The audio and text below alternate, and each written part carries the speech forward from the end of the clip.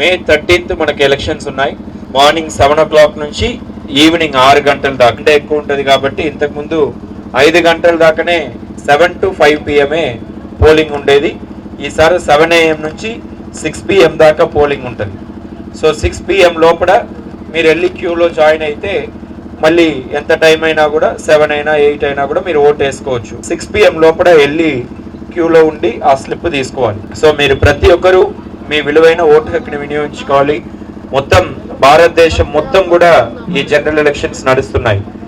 మన parliament seats నింపడానికి కోసం దాని నుంచి ఎంపీస్ అందరు కలిసి ప్రధానమంత్రిని, మన దేశ యొక్క ప్రధానమంత్రిని ఎంచుకుంటారు.